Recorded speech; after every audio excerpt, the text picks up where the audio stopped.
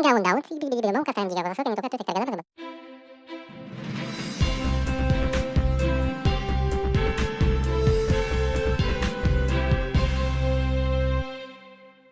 Hi everyone, my name's Carlina West and I work with Inyo County Public Health and Prevention.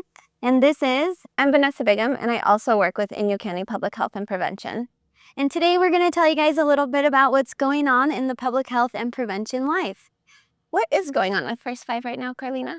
So we are actually holding our toy shop and toy drive right now. And what's the toy drive for? The toy drive is to collect new and gently used toys for children 0 to 18 and will be for our annual holiday toy shop that is taking place December 18th to the 20th in Bishop and on the 18th in Lone Pine. That's so exciting. Who gets to visit the toy shop? So the toy shop is here for our low-income parents and caregivers to be able to have a gift to give to their children in the holiday season. Can you tell us some more about this event?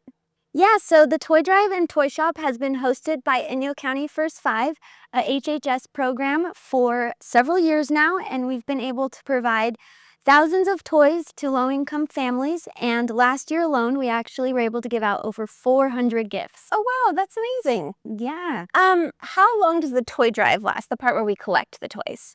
Yeah, so that actually started on December 2nd, and we're going through the 13th, and then from there, we will have our actual toy shop, which is where parents can come in and actually grab the toy for their children. And that will be held December 18th to the 20th in Bishop and on the 18th in Lone Pine. So how can people donate and get involved? So donations can be dropped off at the Consolidated Office Building next to Grocery Outlet, which is 1360 North Main Street.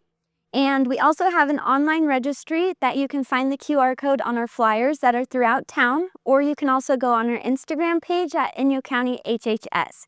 And if you have any questions, you can also call our First Five line at 760-873-6453.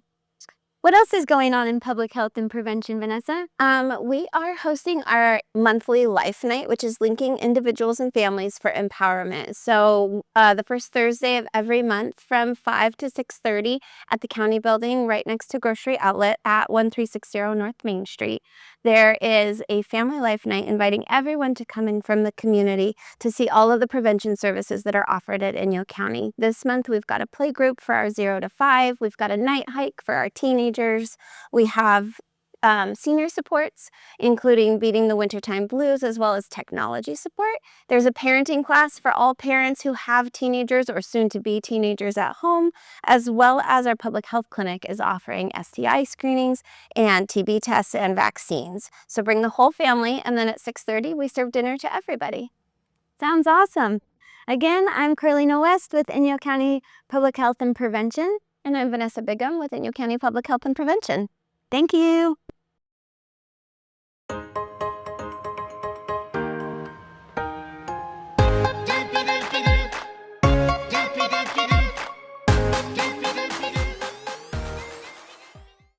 Hello, this is Jimmy T with Eye on Inyo Education. Today we're honored to have the amazing Superintendent Katie Kolker, Bishop Unified School District. Welcome. Thank you. Thank you for coming. Thank you for having me. Belated Happy Thanksgiving. To you as well. And we have something else to give thanks for. We do. What is that?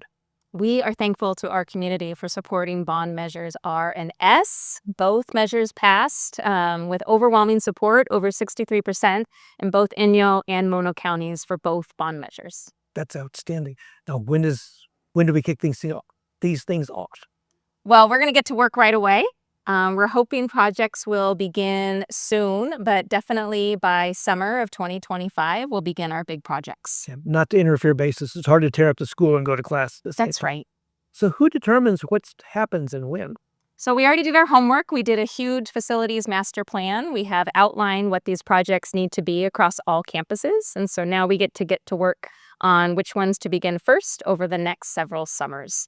We will be establishing a bond oversight committee, and that will be represented by community members in our district region. What are the requirements to be a member of this committee? So there's some pretty specific requirements. I don't have them in front of me, but there's criteria such as we need a senior citizen, we need a a parent of a student in the district. We need someone that belongs to a taxpayer association, small business representative, those sorts of things. The first time she answered, she looked at me and she said, "Senior, we need a senior." So how long will it take to choose this committee? I don't know. It shouldn't be too long of a process as long as folks are willing. And the time commitment shouldn't be too great. Again, we've done our homework, but the idea is that this committee would oversee that we're using these funds in an acceptable and productive way. Now, to whom do they report? So we make 6 months in and we've got these projects done and we're working on others. To whom do they report? So the school board ultimately approves each project. Okay. And once we're ready to define which projects to go out to bid, then we go through the bidding process, and hopefully our local contractors and tradesmen will be able to put in their bids and get these things done as locally as possible. There was a myth-busting episode where she had actually addressed that. That's right. She said, no, locals can bid on the project. It's safe. Yeah, we'd encourage that. Not only do we want to keep the work here locally in our small community when we can, but it's also just logistically better for everybody involved. Of course, folks can come out of town and stay for the summer, and that also helps local businesses in and of itself. So it's a win-win, but our idea here is to keep the jobs here in Inyo County. And how long is this project going to take in entirety? We're estimating about 5 to 6 years to complete all projects. Again, knowing that we need to work within the school calendar, and you can't do things like take off roofs or take out HVAC systems when students are in class. What's a little freezing rain? Now, did we qualify for the fund grant from the state? Yes, I'm glad you brought that up. Because these bond measures passed, we do qualify for the state matching funds, which totaled over $12 million over the next few years. So each year, some of those funds become available, and then we apply for them based on the age of the buildings. So those will come a year at a time, depending on which building we get to work on. We can't embezzle it all at once. Embezzle I'm kidding. I apologize. any of it. But no, it's a good idea because if you get a little bit now, a little bit next time. Yeah, and again, we're a small district. We can only take on so much at one time. We can't overhaul all things on all campuses in one summer. So this will take several years to get accomplished. Awesome. Is there anything I've missed so far? Well, again, we're just so appreciative to our community for their support for the schools, for education, for making this a place that we want our students to grow and thrive in. We're going to be able to do some really great things thanks to these bond measures passing, and I just can't wait to get to work. And if you ever get a chance to go in the basement of the high school and see the 1930 era boiler, that's some scary stuff. It's impressive. It's impressive. Cool. Superintendent Kolker, it's always a pleasure to have you. Thanks for having me back. Please, you have an open invitation. When you assign the board, when the board gets elected, please let us know. Yeah, we'd love to give you an update on how things are going. Cool. I appreciate it very much. Thank you. Thanks again. This is Jimmy T with Superintendent Katie Kolker, Bishop Unified School District. Thanks. Stay tuned.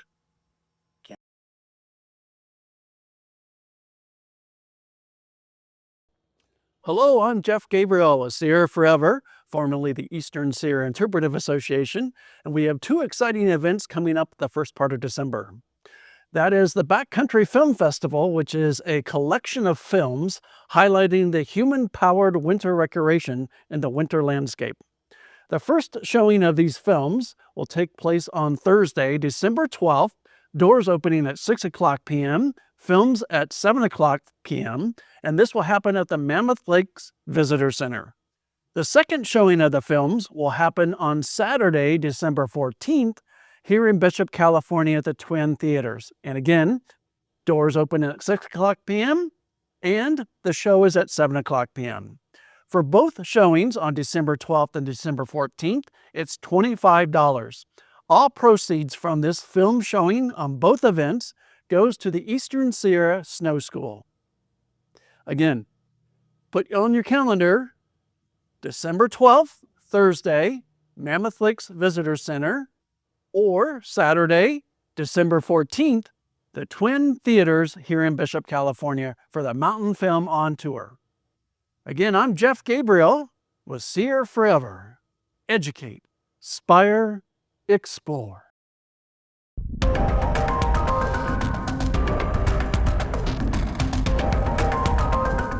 Hello, this is Barry Simpson, Inyo County Superintendent of Schools with Ion Inyo Education. Well, I'm here to talk to you this month with a sense of gratitude. I'd really like to say thank you to our community across Inyo County for supporting all three of the facility bond measures at Lone Pine, Owens Valley School District, and in Bishop. Uh, I just can't say thank you enough. We greatly appreciate what you have done. We are very excited about the future of our school districts in Inyo County, and these facility funds are going to go a long way into improving the educational experience for all of our students as well as our staff well into the future. So once again, I just want to say thank you for supporting those measures. Next steps you've probably heard about, but what will happen over the next few months is those bonds will be sold, and eventually those funds will be deposited here in the Inyo County Treasury, and the school districts will have access to those. I'd like to remind the folks that each of our school districts are required to have a bond oversight committee made up of individual citizens who are not associated with the school district, who will oversee and audit those funds as they are spent on the projects that we shared with you when we were asking for your support. Those monies will only be used for facilities and facility improvements. They will not be used for salaries or anything like that. So once again, I just want to make sure that you know, we're hopeful to see some projects beginning this summer. And we're really excited about what the future holds on that front. Another item of interest that I'm really excited to share with you is the process of implementing a program called ActiveNet across our school districts in Inyo County. ActiveNet is a school safety program which it has a number of facets. One of those, to begin with, is the building identification and mapping of each of the schools in our county. It will have a uniform system of identification. That way, when law enforcement comes on to our school districts, they're well aware of where each building is. What we also are going to, through this program, there will be drone footage of the entire campus, as well as video taken within each of the classrooms and each open space. So our law enforcement has access to what they can see inside every room. In addition, we have been collaborating with Chief of Police Nate Durer, as well as our Sheriff Stephanie Rennie, who are also very excited about this program. Because in the event of an active shooter or some other very scary student event, they would have access immediately to our camera system. Over the last couple of years, we have improved the camera video surveillance at every school, and so they would immediately have access to that. Their dispatchers could be watching from all of our videos and being able to communicate directly with boots on the ground. So we just feel like this is another important step in our arsenal of keeping all of our students safe.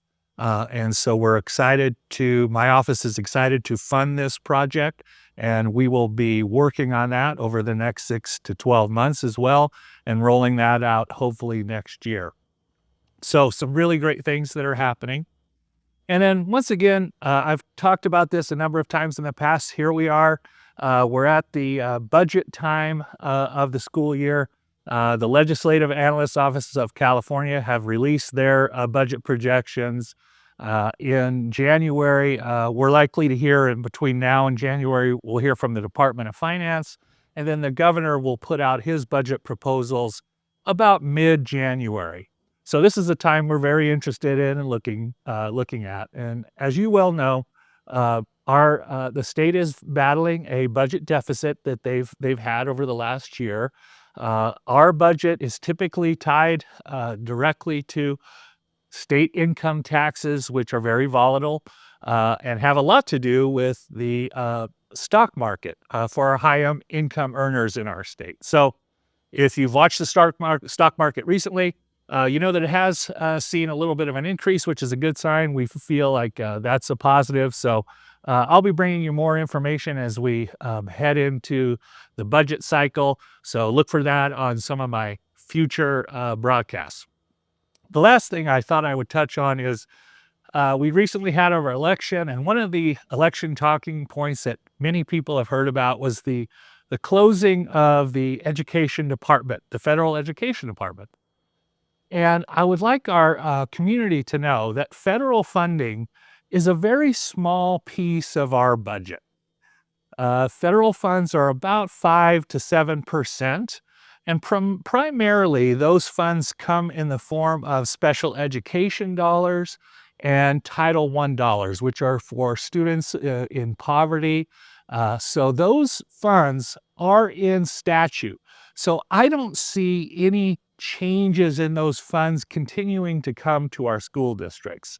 However, if the Department of Education does go away, which is very likely, most likely some of those programs will be dispersed into other departments.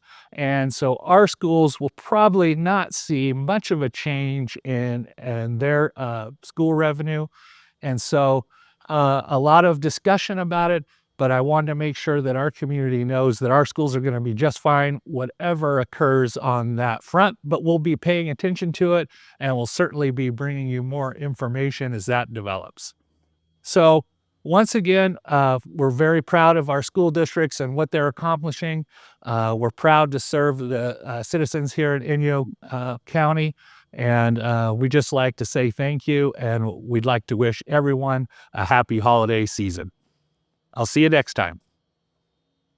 Hello, this is Fred Rowe from Sarah Bright Dog Fly Fishing Guide Service. I've been teaching, guiding, writing, and lecturing on fly fishing since 1982. Well, let's get to this week's fly fishing report for December 6th through the 12th. Well, lots of good things going on. Man, storm came through, left fresh snow on the mountain. Heard a rumor, best snow in November ever up there. But we're interested in the fishing.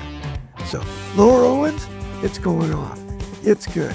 Dry flies, yes, it's December and we're fishing dry flies. Size 20, blue wing olive parachutes. I had a friend out there fishing.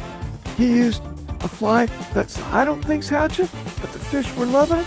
He was ecstatic. Catching a bunch of dry flies on a size 20 pill morning dun pattern. To be exact, a standard like Cahill pattern. All right, nymphing, that's what I'm doing out there. And I'm throwing the classics, what I'm seeing in the fish.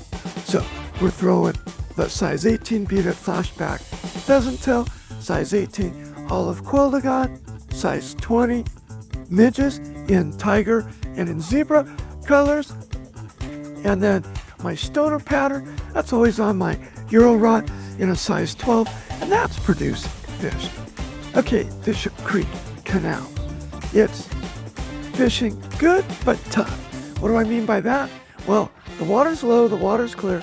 If you're not careful what you're doing, you're spooking fish. If you know how to approach it and can nymph it, you're gonna catch fish out there. There's a bunch of really nice sized holdover rainbows in there. So you can't keep them right now, but you sure can catch them. And then there's a bunch of wild browns in there.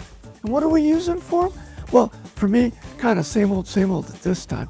I'm using size 18 beadhead flashback pheasant tail, olive quail de god. Yes, I've slid in a kind of new fly pattern, size 16 SOS nymph out there. And then we're using size 18 or 20 tiger midges, zebra midges, and blood midges. Let's head up the hill. Yep, everything got a dusting of snow. So driving out to the Upper Owens, gotta be a little bit careful. There's not enough snow to be a big problem, but if you don't have the clearance, don't have four-wheel drive, you might be calling somebody like Frosty four-wheeler because you got stuck in the mud or the snow. So be careful where and how you drive up there.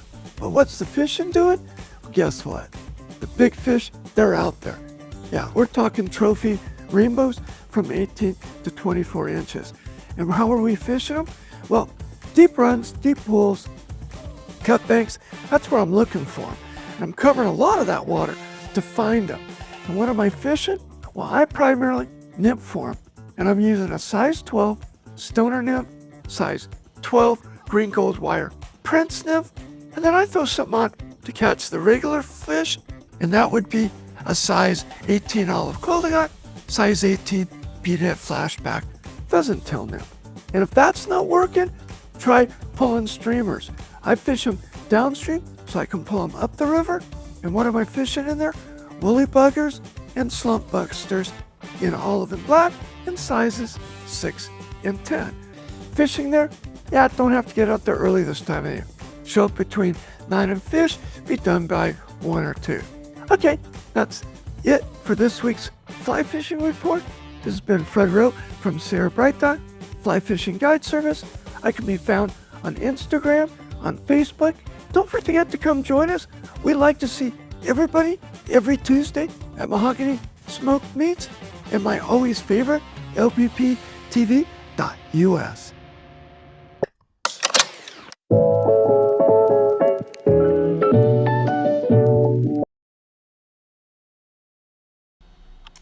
I think for a moment, this would be a stop. And it's exacerbated here because a lot of the area is owned by government or... Exactly. Public lands, yeah. Public lands are managed in trust for their people by the federal government. There are lands. You mowed the lawn for me. You understand that? So one other thing I want to say with regards to the EMCC, again, it's made up of a lot of volunteer fire department representatives, whether they be board members, the fire chiefs themselves, or a volunteer. And I think it's really important for our public to know that EMS services outside of currently Sierra Life Flight Reach and prior to that Simons and the Bishop operating area have been provided by volunteers. Now, volunteer fire departments have no legal requirement to provide an ambulance, but I think it's really important to understand that they're doing this anyway. They're trying to support this at a loss, and we'll get into the financials in a moment. But first, this goes without saying, but volunteer firefighters spend hours and hours and hours in training to provide fire response, and that is notable and laudable. But to provide ambulance service, we're going a whole nother level of volunteerism. First of all, basic life support. So you hear us talk all the time about BLS. So BLS is basic life support, and that requires an EMT level certification. So an EMT has to, and there's different structures of teaching now, but I've had a lot of employees over the years who were whiffers and then went on to get their EMTs. At a minimum, 30 days of class and intensive training to become an EMT. Then you want to have some experience. It's just like a physician. You don't want to say, okay, you graduated medical school, go do surgery. There's internships and all these things. So you need some ride-alongs. And then you have to pass the national registry, which is very difficult. So the people that are volunteers at fire departments who take this extra step is just unbelievably serving. And I think it's part of why, and I'm very careful because it's part of why the system itself is so fragile, because we're asking so much of volunteers. And, over the years, we have had some volunteers in our fire districts here in Inyo County that have been the EMT on service for 20, 30, 40, 50 years, some of them. And I think it's just one of the issues we face today. It's harder and harder for people to put in that kind of, or that level of volunteerism. So there's also different levels of emergency medical service. Absolutely. I think it's called BLS 1 and BLS 2. Yeah. So you're in an accident, somebody says, hey, do this. I can't do it. I'm sorry, I may not do that. Yeah. I'm not authorized to do that. Right. And the lawyers show up. That's exactly right. No, you're absolutely right. So there's multiple levels. There's also ALS, which typically would be further advanced life support care. And that requires a whole nother, typically provided by a medic, which that's just a whole nother level of training. And typically that's what your professionals would provide. But it's worth noting, because just as you said, maybe someone who's an EMT, maybe they may be LACS, which is another level, as you said, of basic life support. But and greater advanced life-saving. So BLS is your essential life-saving techniques, right? And you still have to have incredible training and certification for that. But to go to those other levels, you start to think, okay, well, what kind of service should we have in our remote areas of the county, where it's fully volunteers? We just came 2 weeks ago. We had our Southeast County board workshops and meetings, Tacoma, Shoshone, Charleston View. I mean, they don't even have these services available. Volunteers have been trying to do it, but it's difficult. So we have some issues we need to take care of there, and they're away from a hospital. We have residents in Olancha, Cartago, who are away from a hospital as well. Do they go to Southern Inyo? Do they go to Ridgecrest? But more than that, a lot of your volunteers are responding to highway accidents. But yet here in the Bishop operating area, we have a quality service, professional service, and volunteers, and we have a hospital nearby, thank goodness. But these are all the things that you have to juggle in a system that's fragile. It's borne by volunteers in large part, but also we have these geographical issues, and then you have the financial issues. So it's gonna. Yeah. So these are all things we're trying to balance out. So that's just a little bit of kind of introduction that I wanted to talk about. So why are you here? So what happened is I got a phone call that said, hey, you need to look at this. And big salute to Mr. Tate. So I called Trina Oral and I called Jen Rozier, and she said, so she's on top of this. She knew what was going on. So she's coming to fill the gaps. Yeah. So I think it's important to talk about the history of EMS in Inyo County. And when I say EMS, remember, I'm talking about more than just the ambulance service. I'm talking about dispatch.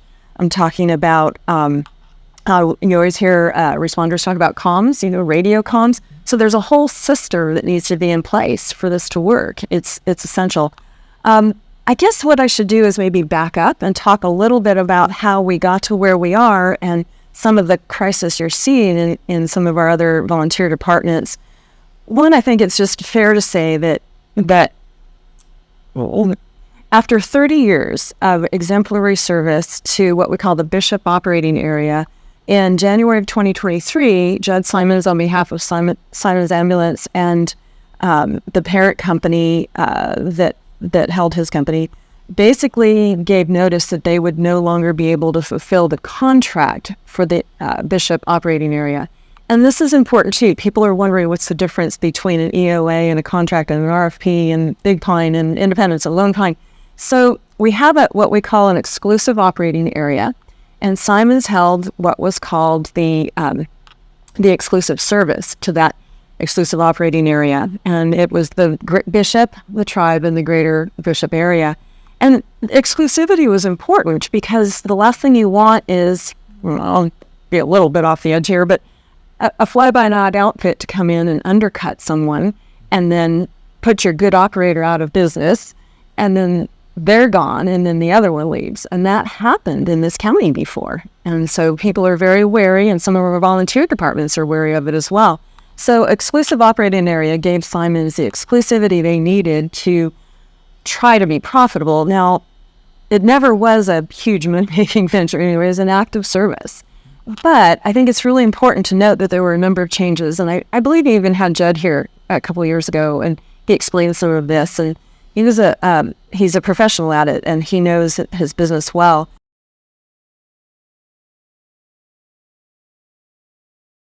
You want to get through it? You just gotta chee-hoo it. All right. I'm ready. Can I get a chee-hoo? You gotta, you wanna, it's time to level up. Go show 'em, go show 'em. Tell 'em enough's enough. Come on, Moana, go get your destiny. Can I get a, let me hear it. Chee-hoo! Moana, come on, unlock your destiny. Let me hear you, take it for you. Can I get a chee-hoo? Come on, Moana, go find your destiny. Can I get a, let me hear it.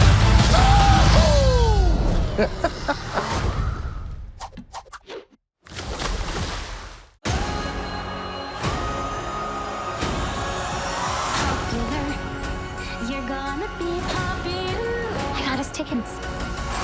Everyone will be there. Wicked, rated PG, in theaters November 22nd.